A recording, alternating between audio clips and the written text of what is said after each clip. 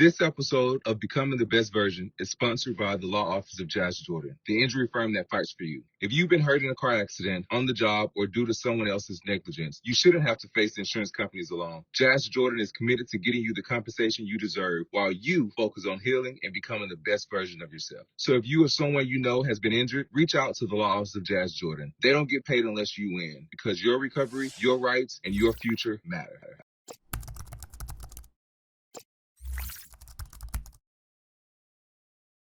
Welcome to the conversation. This is Becoming the Best Version, a path to a better person.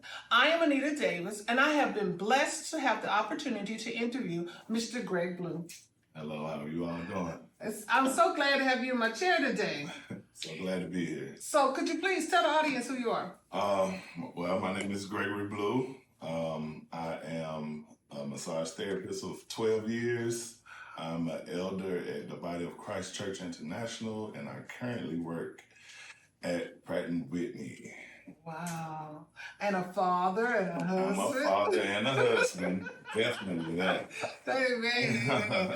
You know, we need our black men. We need our black men. We need y'all shining like the diamonds that you all are. Yes. So do you have a favorite scripture?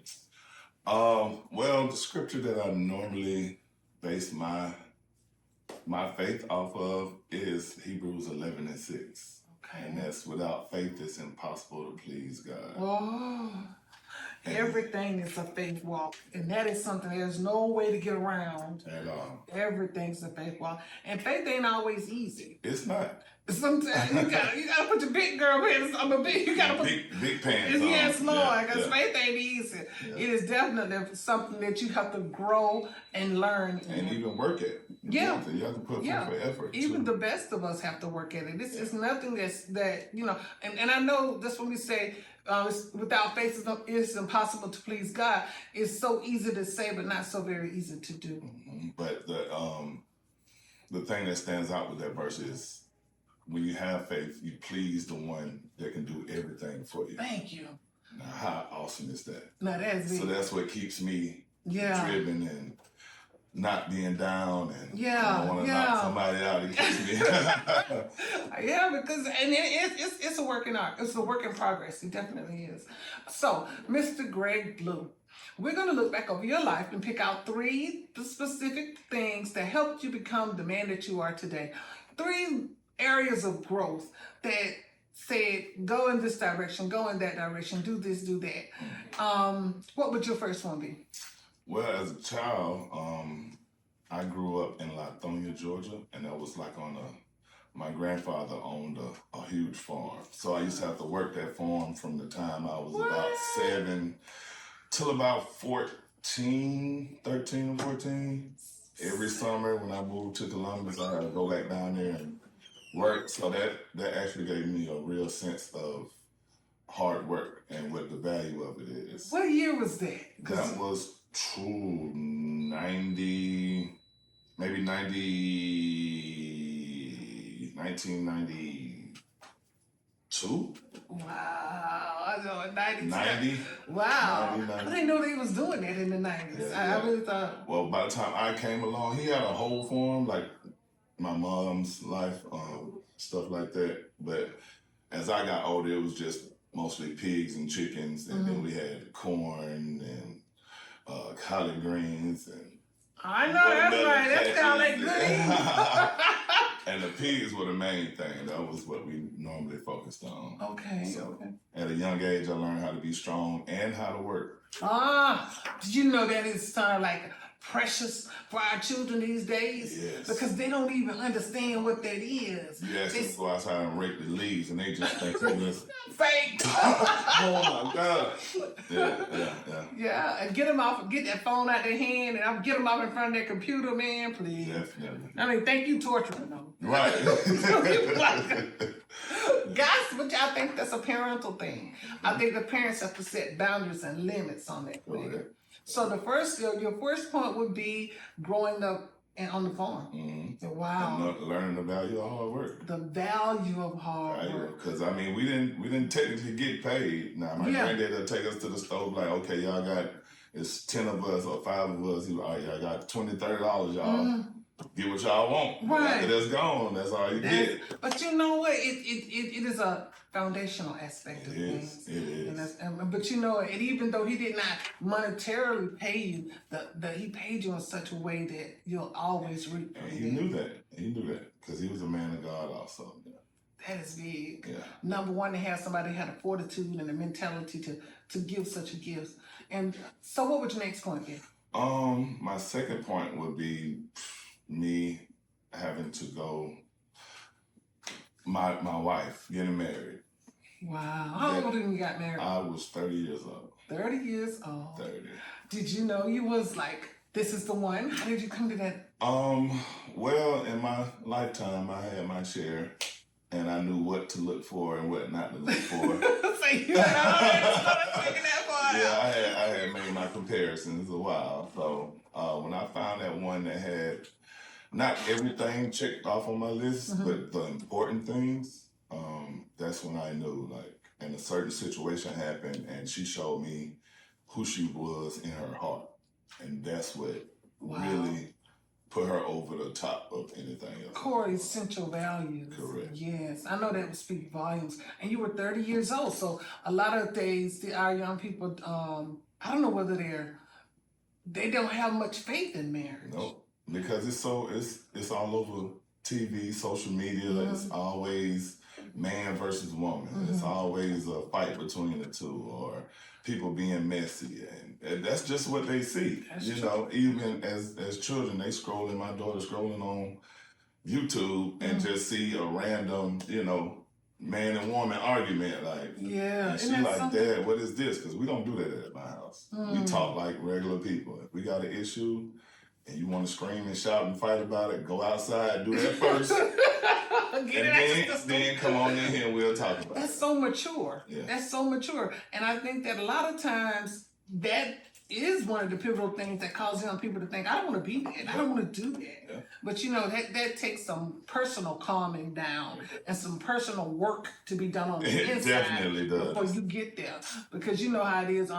If I'm mad, everybody in this house gonna be mad. Yeah, you know what I'm saying? Yeah, but that's make everybody feel. Yeah, exactly. So we got to get past that. We got to get through that. Definitely. At 30 years old, you find your queen. I know there are people 40, 45, 50 years old still looking. Yeah. But you had the fortitude to know that this is me. This is it. That's it. And what was your thought process at the time when you was doing that? I was scared out of my mind, first of all.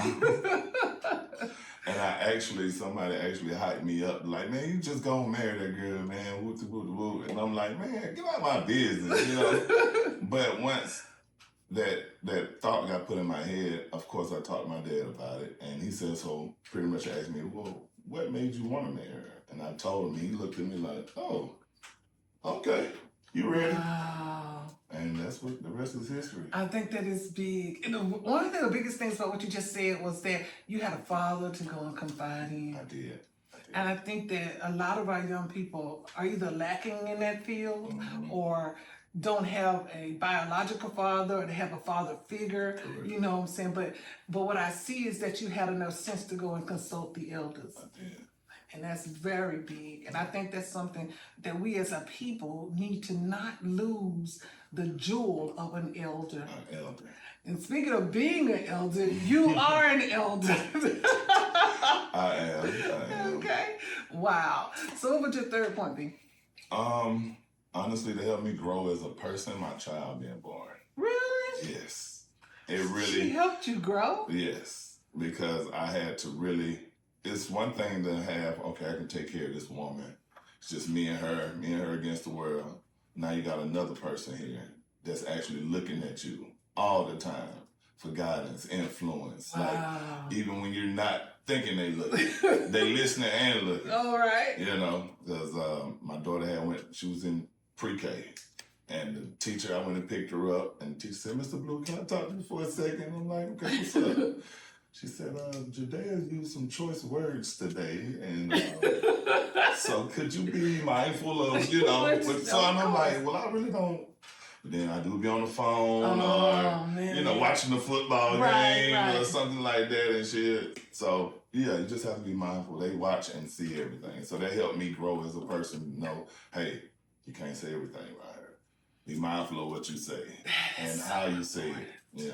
Yes, our children. But when we take that responsibility, it helps us intrinsically, but it also does help for our children. Correct. Because I don't think that anybody should just have basic blank conversations in front of children. No. I think children they get open to too much conversation. You know what I'm saying? Like our parents used to tell us, stay out of grown folks' business. I know, right? See them chilling in the other room. No, we finna talk about Miss Sarah. And you won't be here. Yeah. I know that's right. I know I have 3 sons, and Yes. I remember that my youngest son was at one of my girlfriend's house, and they was in the kitchen playing cards, and he was over there playing with her son, and they was in the kitchen playing cards, and they was in there tearing the place up. So he decided he won't come to the kitchen and get him some water. And while he in the kitchen getting some water, they just are talking. Now, this child is amongst grown folks talking. He's supposed to be in there getting some water. Right. But he all up in there. All in there, yeah. And then so he gonna say, they don't even make no sense. Oh. She was like, yeah. what? I know. She said, hold on. She said, I'm finna beat him. I said, goodbye. That's your business. She said she had to teach him that when grown folks talking, I don't care if you got an opinion. It ain't in this conversation. And I think that is a very big thing for that. We as adults have got to start doing it. Because these young people feel like they are very opinionated. Ooh. Like their opinion really matters, like they know more than us or done more than us. And they fall in. It's showing their weakness. It's weakening them.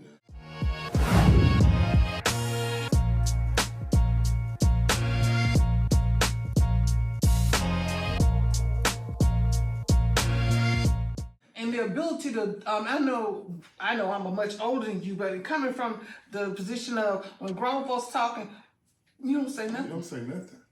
And if they ask your opinion, you might need to be trying to figure out how you can get out that door. Exactly. Because if they ask you, I know, right? I don't want to be in there with that. I know I used to be like, I ain't gonna go no. I got to go about that. Mama never gonna get me in that.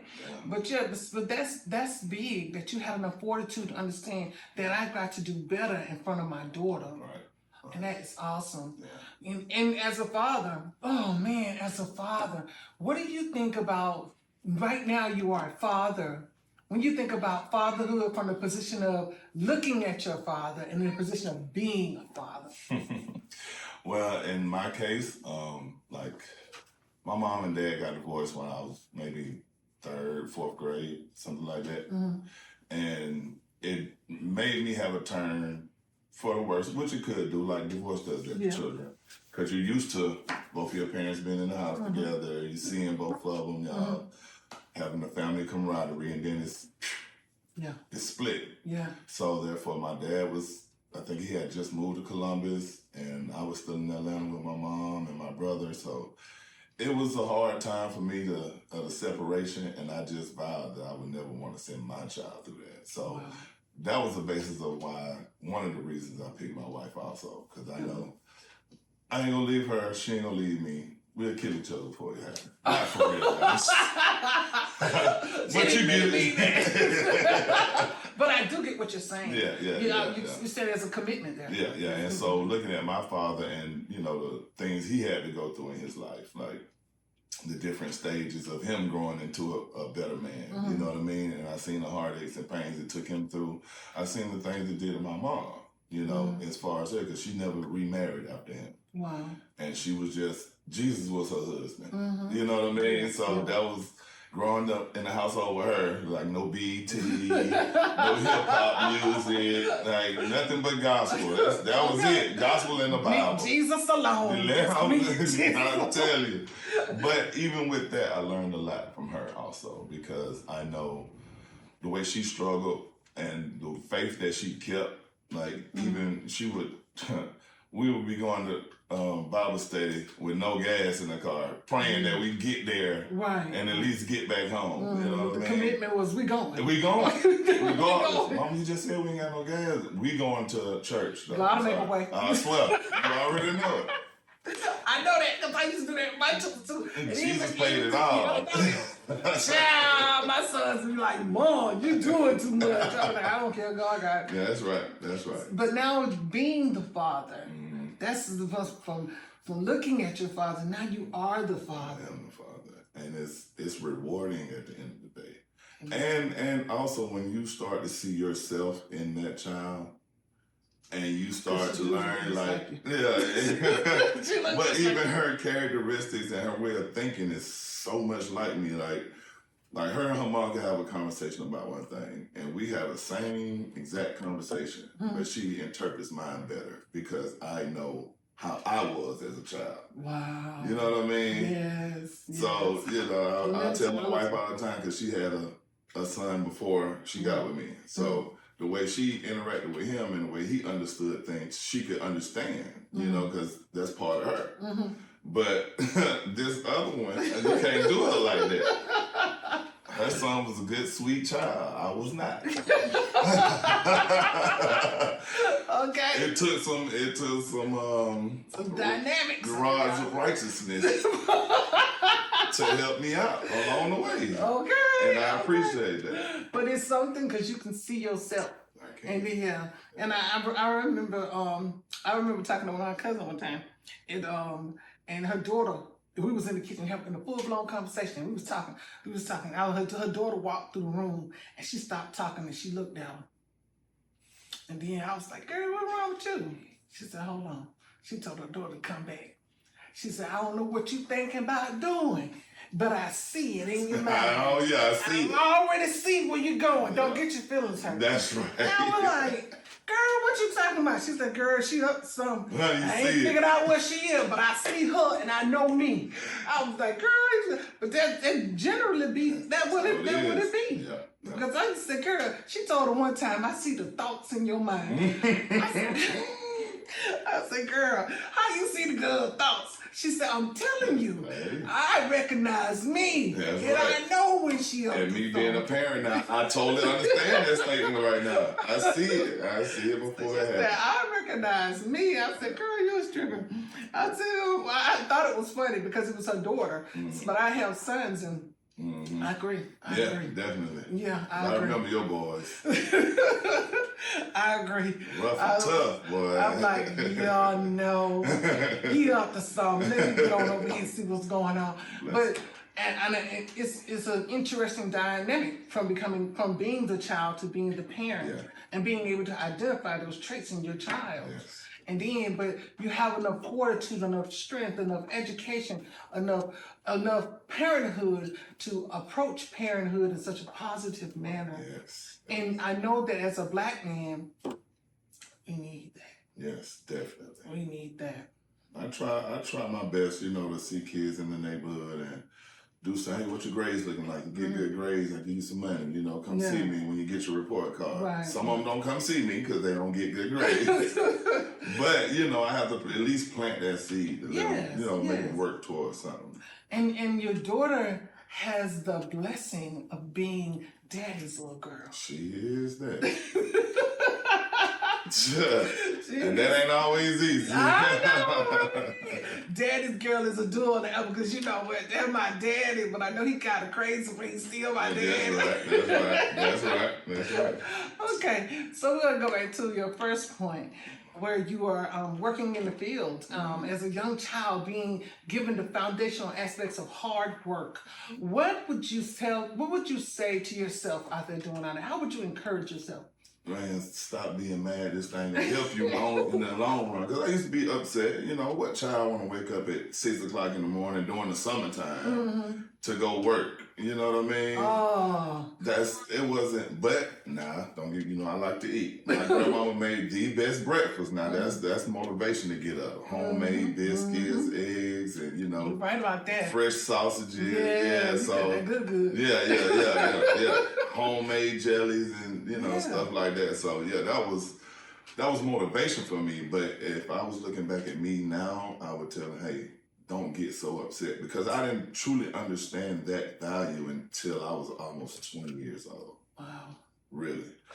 So sometimes we ask our children to do things that they don't immediately understand. Correct. And the inside, I think if I would to think to a young man having to go through things. I know mine would be like, really, mama? We going to church, we going to Bible study, we going to, I really gotta go. And I'd be like, I don't really care how you feel about it. We go. You know, I'm gonna jump like your mama. God got it. God got it. You take care of it. Exactly. But sometimes God allows us to go through things that is for our future. That's right. Wow. And what would you title that time in your life? Wow, that's a good question. If I would have to title that moment in time in my life, I would call it perseverance. Wow. Yeah, because it was a struggle. Like I said, I was still dealing with my mom and dad's divorce, and I wasn't able to see him, be around him all the time, and I was with my older cousins. I was the youngest one of the bunch at the time, so I got beat up a lot, picked on, you know, but so I had a lot of times that I was angry. Yeah. Just, you know what I'm saying? Like, why I always got to be the one to get picked on? Why I always got to be the one to go run way down here and come back up here? Yeah. It was, and I think in my mind, that's what made me, back then, I was so quick to anger. You know what I mean? My temper was very short. Like, and I understand now that, you know, it was just me acting out. Because I couldn't beat none of them jokers. All them 6 foot, 250, 260. You know what I'm saying? Like, yeah. I got to beat up on somebody. But that is something else. But being able to persevere through that and still not become an angry person in life. Right. Oh, you know that is big. Yeah. Because a lot of black men get caught. They get stuck. Yep. And they don't know how to get past that. Correct. It's Crystal with CW Tax Solutions, where we make taxes simple, stress-free, and smart. Whether you're a business owner or just trying to get your finances in order, we help you keep more of what you earn and plan ahead for next year. We service all 50 states, so don't wait for tax season. Prepare now and stay ready. Call CW Tax Solutions at 706-888-3891 or visit us in Sylacauga, Alabama. CW Tax Solutions, where clarity meets confidence.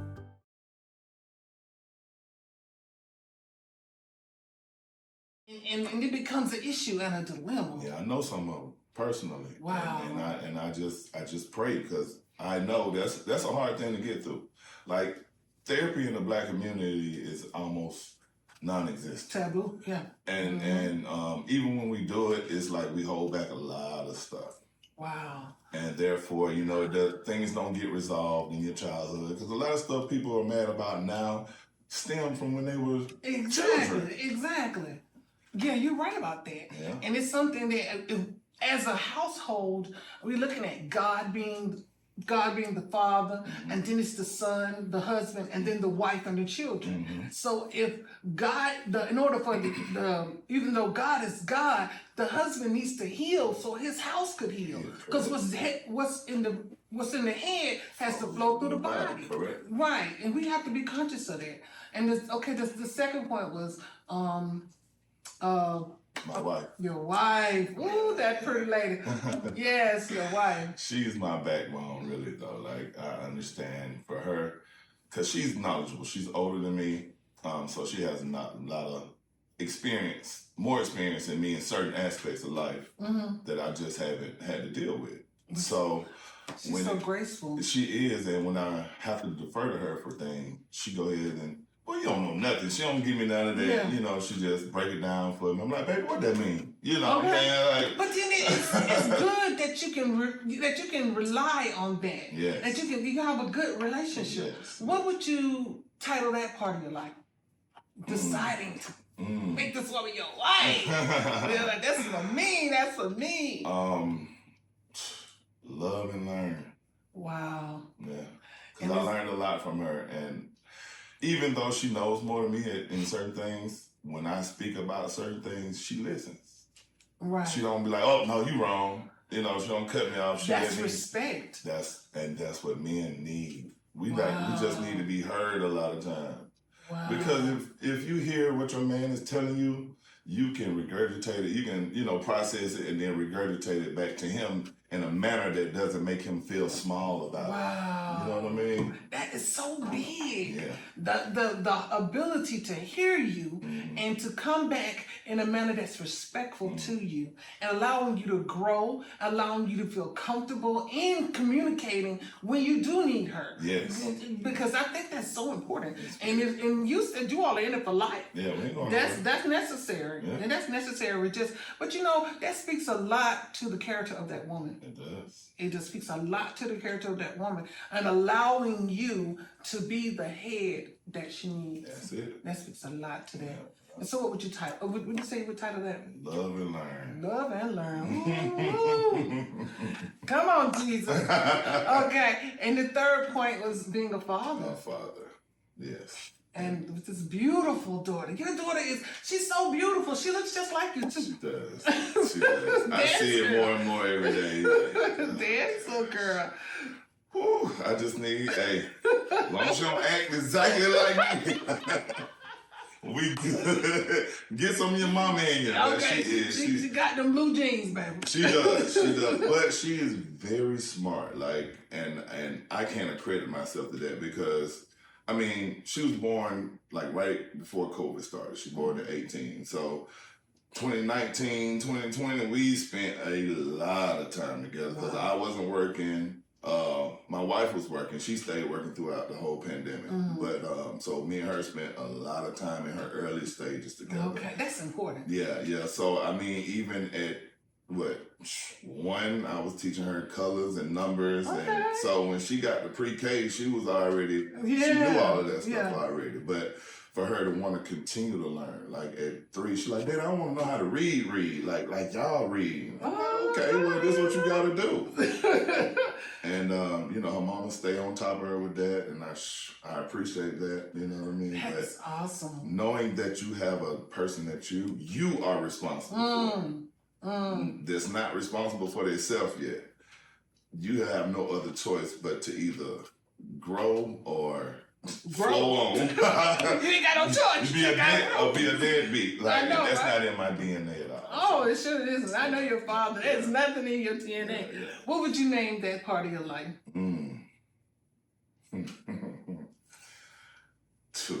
To daddy. Daddy. I know that's right. But you know what? It's a difference between a father and a daddy. It is. A daddy is more personal. Yeah.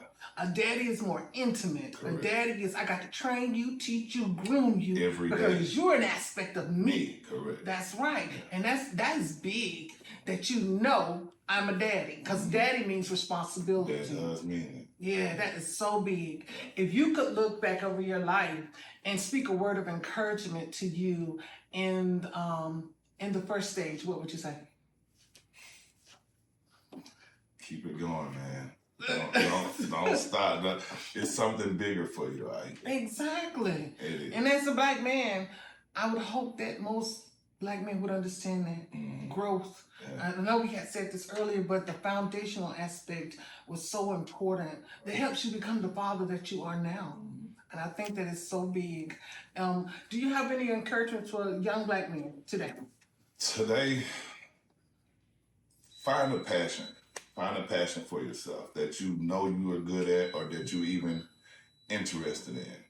Because if not, you'll be out here lost. You'll let the world tell you what you should be doing, or your friends tell you what you should be doing. But when you find that one particular thing that's unique to you, that you have a passion for, nobody can knock you off that trail. Once you get on that trail and you decide, okay, this is what I want to do in my life, be it positive, stay on that trail. Even though it may be hard sometimes. It is. It's going to be hard. Okay. And the reason why it's hard is because if it was easy, everybody would be. Come on now. That's big talk right there. Yeah. And I think a lot of people need to take that in consideration. Yeah. That, no, the path is not meant to be easy. No. It's meant to be difficult because it's going to grow you in areas. It's going to help you understand that help you identify what you need. That's right. And help you identify who you are. Because that's like David when he said, "Be a lamp to my feet." I mean, the path is dark. Yeah, you couldn't see it. You can't see it. You can't see it. So I need a lamp. Help me out. Okay. You know, so once you get on that path, yes, it's going to be dark. It's going to be obstacles. But obstacles and oppositions are two different things. Ooh. Obstacles won't stay on your path. Your oppositions are coming off the path. They're coming from your side. Your ops. The ops. Correct. Wow. And you can't let your obstacles, you can't make your obstacles your opposition, because obstacles come to make you stronger. And ops come to kill you. Yes, right. Yeah. That is big. I want to thank you so much for allowing me to interview you today. Thank you for It's been an awesome opportunity. I want to tell you, thank you, people. This is becoming the best version of Path to a Better Person, and I've had the opportunity to interview Mr. Greg Blue. And wow, as far as Black men go, yeah, this is what we need. A whole lot more of this right here. This right here. Thank you, and I hope you enjoyed the show. Please join us again. This episode of Becoming the Best Version is sponsored by the Law Office of Jazz Jordan, the injury firm that fights for you. If you've been hurt in a car accident, on the job, or due to someone else's negligence, you shouldn't have to face insurance companies alone. Jazz Jordan is committed to getting you the compensation you deserve while you focus on healing and becoming the best version of yourself. So if you or someone you know has been injured, reach out to the Law Office of Jazz Jordan. They don't get paid unless you win, because your recovery, your rights, and your future matter.